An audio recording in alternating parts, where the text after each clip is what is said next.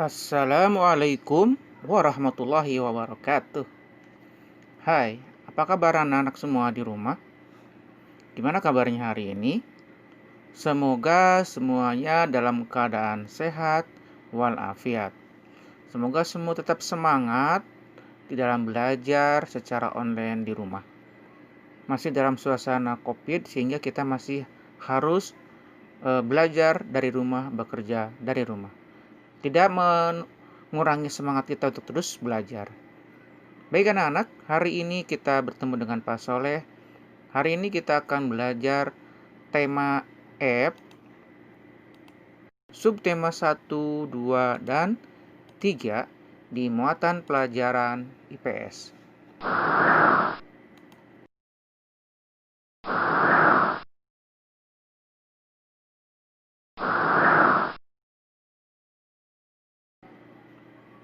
Baik anak-anak, kita mulai. Mari kita mulai belajar kita hari ini dengan membaca basmalah bersama-sama. Bismillahirrahmanirrahim. Tema kita hari ini adalah menjelaskan makna proklamasi kemerdekaan Indonesia. Baik, kita jelaskan satu per satu ya.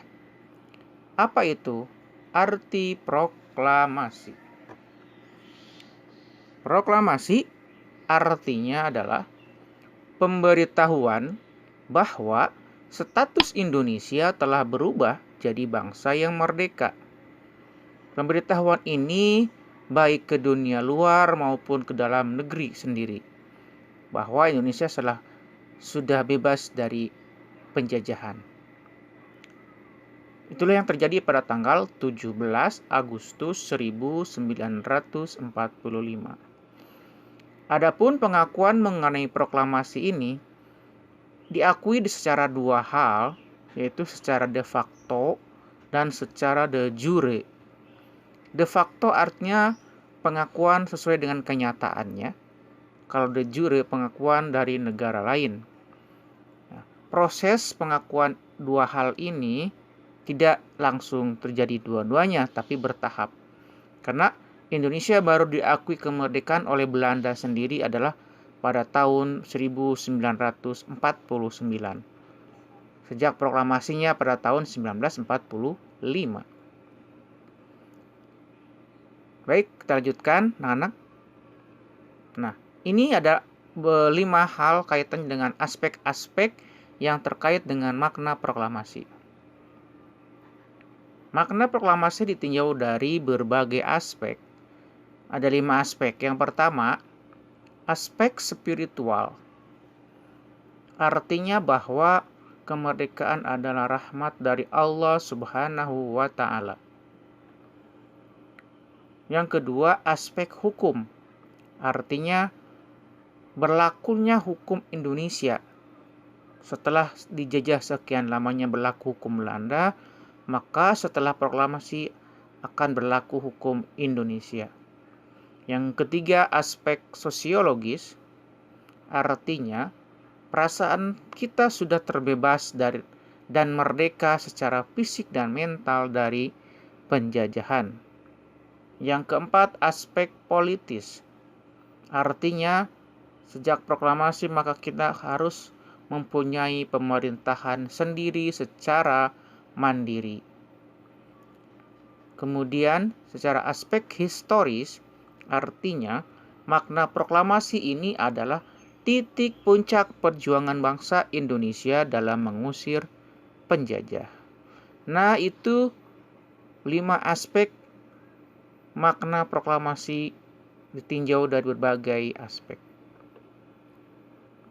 Selanjutnya, bagaimana cara kita bersikap terhadap proklamasi kemerdekaan?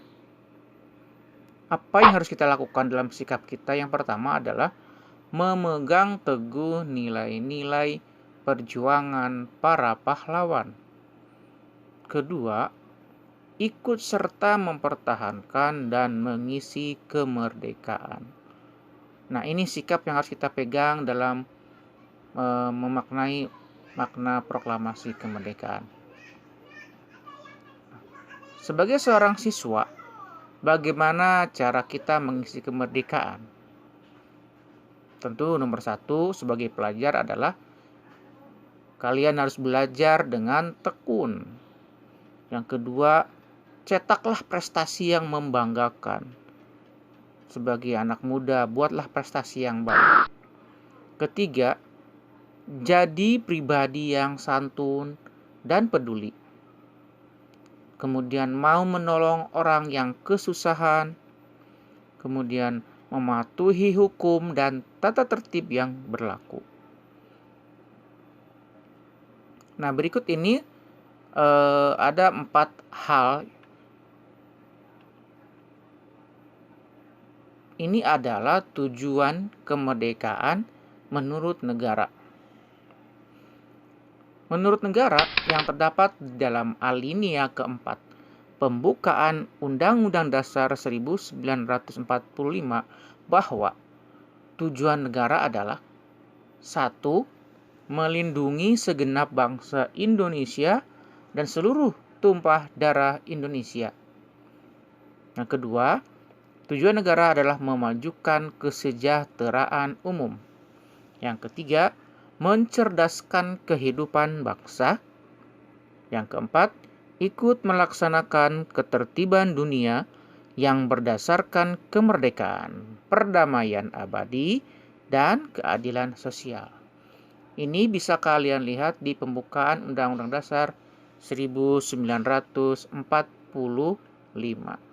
Kalian ketika upacara bendera pasti ya mendengarkan pembacaan pembukaan Undang-Undang Dasar tersebut ada di alinea ke-4. Baik, untuk selanjutnya bagaimana upaya untuk mewujudkan tujuan negara tersebut. Bagaimana caranya? 1. Kita harus menjalankan kewajiban kita sebagai umat beragama dengan sebaik-baiknya. Yang kedua, belajarlah dengan giat dan rajin agar menjadi generasi yang cerdas, kreatif, maju, dan sejahtera. Ketiga, menjaga kelestarian alam dengan memanfaatkan sumber daya alam dengan bijak. Keempat, menjaga lingkungan dengan mengurangi dan mengelola sampah agar tidak ada pencemaran di air, di udara maupun di tanah. Kemudian yang kelima, mematuhi aturan yang berlaku dimanapun kita berada. Dan yang keenam, upaya untuk mewujudkan tujuan tersebut adalah dengan memiliki pribadi yang positif. Seperti mandiri, bertanggung jawab, jujur, peduli, dan pekerja keras. Nah, apakah kalian punya kepribadian positif yang seperti itu? Kalau kalian mau bisa mewujudkan tujuan negara, maka kalian semua harus punya sifat positif tersebut. Harus punya kepribadian tersebut. Yang kreatif, yang bertanggung jawab, yang jujur, yang peduli, yang bekerja keras. Kalau kalian malas-malasan belajar, malas mengerjakan tugas, tidak mau baca buku, harus disuruh-suruh melulu. Nah, hati-hati ya. Berarti mungkin kepribadian kalian kurang positif. Maka harus diperbaiki agar lebih positif kepribadiannya. Oke ya, mohon dipahami. Yang berikutnya ini adalah, nah itu tadi kaitan dengan hal sebelumnya tadi. Ini upaya untuk mengembangkan sikap meneladani, sikap kepahlawanan dalam kehidupan sehari-hari, baik di rumah, di sekolah maupun di masyarakat. Bagaimana upaya kita dalam mengembangkan sikap-sikap yang tadi itu? 1, kita harus mengembangkan sikap rela berkorban. Apa itu rela berkorban?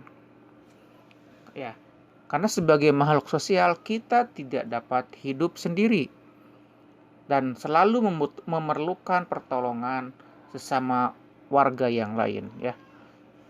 Kita butuh orang lain, ya. Di sekitar kita tidak bisa memenuhi kebutuhan hidup kita secara sendiri. Itu namanya makhluk sosial. Makanya kita harus rela berkorban. Dengan cara bagaimana berkorbannya?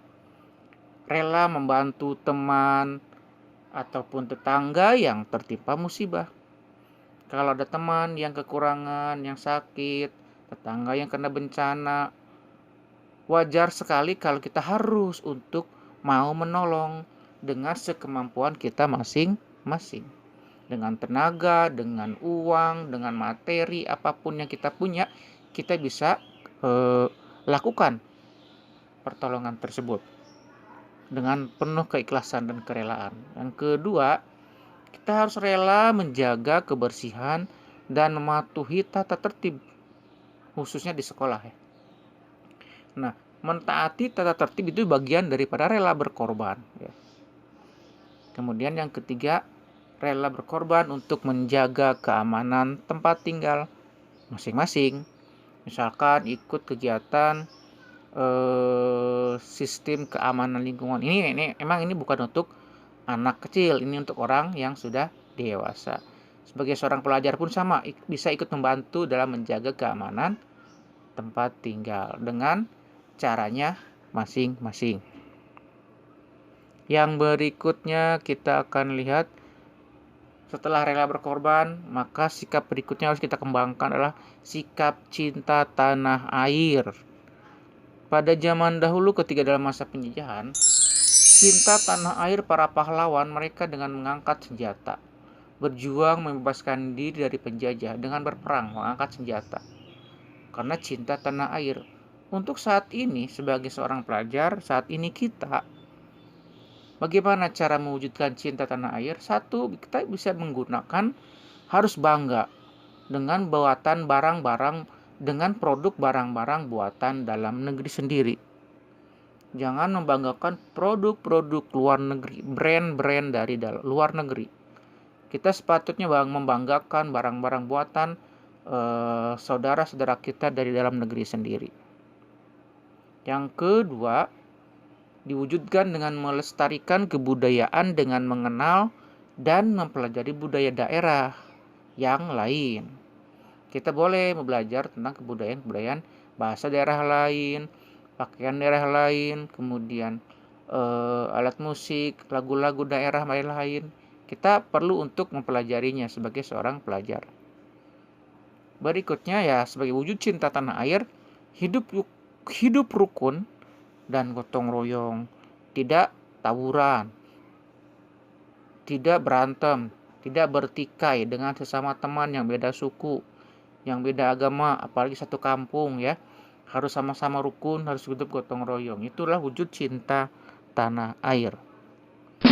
Yang berikutnya, rela berkorban, cinta tanah air. Yang ketiga adalah sikapnya adalah sikap membina persatuan dan kesatuan.